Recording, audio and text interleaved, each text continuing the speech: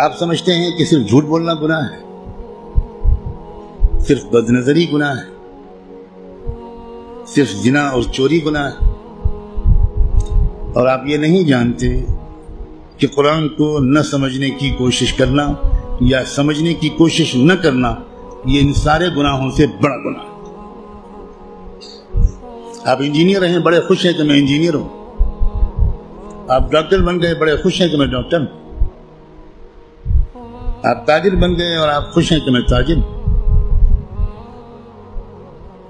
اور آپ کو اس کمی کا احساس تک نہیں ہے کہ میں کتنا بڑا محروم انسان ہوں کہ میں اللہ کے کلام کو جو صرف میرے لیے آیا ہے وہ میں سمجھنے کی کوئی کوشش ہی نہیں کی۔ میں مسلمانوں کی اکثریت، غالب اکثریت، وہ جو 5 وقت کی نماز پڑھتے ہیں وہ بھی، جو روزہ رکھتے ہیں وہ بھی، جو اپنے کو دیندار سمجھتے ہیں وہ بھی، جو کچھ دینی کام بھی کرتے ہیں وہ بھی، اس بڑے گناہ میں تقریباً سب شریک ہیں کہ وہ قرآن مجید کو سمجھنے کی کوئی کوشش نہیں کرتے اور قرآن مجید کو نہ سمجھنے کو گناہ نہیں سمجھتے یا سمجھنے کی کوشش نہ کرنے کو گناہ نہیں سمجھتے۔ تو آپ قرآن مجید کو سمجھنے کی کوشش فرض عین سمجھیں اور قرآن کو اب تک سمجھنے کی کوشش نہ کرنا یہ کبیرہ گناہوں سے بڑا گناہ سمجھیں۔ اور رمضان کا مہینہ جو گناہوں سے توبہ کرنے اور معافی مانگنے کا مہینہ ہے، اس میں سب سے زیادہ اس گناہ سے توبہ کریں۔ اللہ کے ہاں آپ کی بخشش اس سے کہہ کر نہیں ہوگی کہ اللہ حضرت میں تعلیم کے حلقے میں بیٹھتا تھا اور اس میں منتخب احادیث پڑھی جاتی تھی، اس میں فضائل نماز پڑھی جاتی تھی۔ یہ منتخب احادیث اور فضائل نماز اس لیے پڑھی جاتی ہے تاکہ قرآن پڑھنے کا، سمجھنے کا شوق پیدا ہو۔ اور اگر کوئی کتاب قرآن مجید کے سمجھنے کی کوشش کے راستے میں ایک رکاوٹ بنتی ہے تو میں کہنے کی ہمت بھی نہیں کرتا، ضرورت بھی نہیں سمجھتا کہ وہ کتاب یا اس کتاب کو یہ درجہ دینے والا اللہ کے ہاں کدھر کھڑا کیا جائے گا۔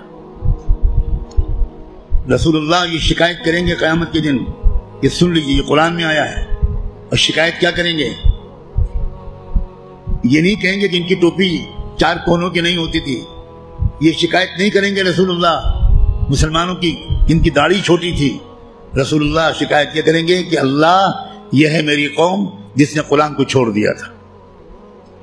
آپ جس کی شفاعت کی دعائیں کر رہے ہیں وہی آپ کے خلاف اللہ کی عدالت میں مقدمہ دائر کرے گا۔ ہماری عورتیں 100% تقریباً قرآن مجید کو ٹھیک سے شاید پڑھ بھی نہیں پاتی، سمجھنا تو بہت دور کی بات ہے۔ ہم نے کبھی فکر ہی نہیں کی کیا ہو گیا، مجھے کچھ سمجھ میں نہیں آتا۔ قرآن صرف تلاوت کے لیے نہیں آیا ہے۔ اول تو کتنے لوگ سال بھر تلاوت کرتے ہیں وہ آپ خود جانتے ہیں، لیکن میں کہتا ہوں اگر آپ سال کے روزانہ تلاوت بھی کرتے ہیں تو ایک بہت نیک کام آپ ضرور کرتے ہیں، لیکن قرآن کا حق صرف تلاوت سے ادا نہیں ہوگا۔ آپ کے دوست کا خط آپ کے پاس آئے، آپ کی ماں اپنا خط لکھے، آپ دور کہیں رہتے اور ماں آپ کو خط بھیجے، آپ خالی اس خط کو روزانہ پڑھ لیا کریں گے بس؟ اور دوست یا ماں اگر آپ سے کوئی مطالبہ کرتی ہے تو آپ اس پر عمل نہیں کریں گے؟ یہی سلوک ہم قرآن کے ساتھ کر رہے ہیں۔ قرآن کیا ہے؟ اللہ کے خطوط کا مجموعہ ہے، لیکن ہم کو کچھ خبر نہیں کہ اللہ نے ہم کو خط میں کیا لکھا ہے۔ آپ کا دوست آپ کو خط لکھے اور آپ اس کو سمجھ نہ پائیں، آپ چین سے سوئیں گے؟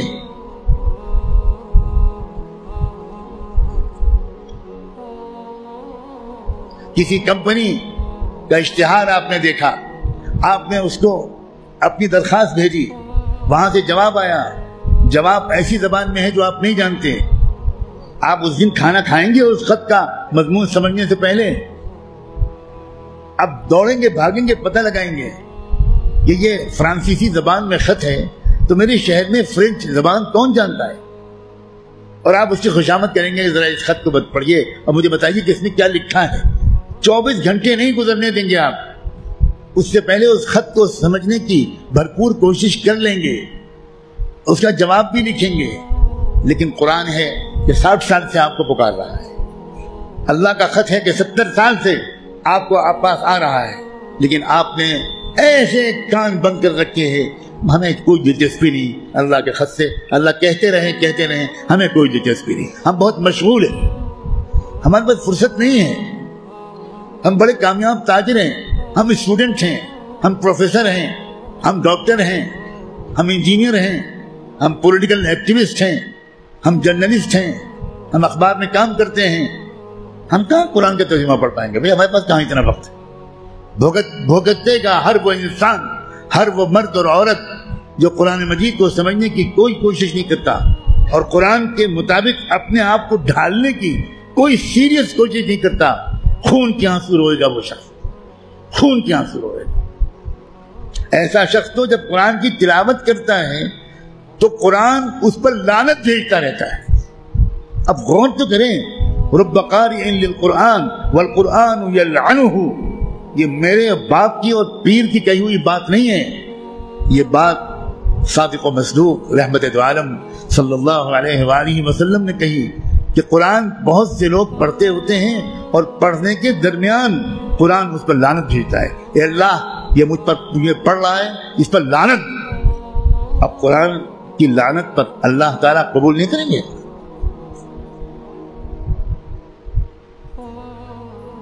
جو توہین قرآن کی ہم نے کی ہے، جو بے عزتی قرآن کی ہم نے کی ہے، اس کے حساب سے ابھی مسلمانوں کی اتنی پٹائی نہیں ہوئی جتنی ہونی چاہیے.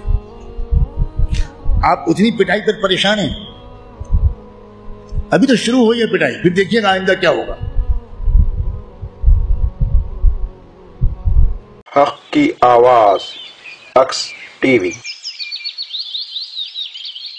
reaching around the world.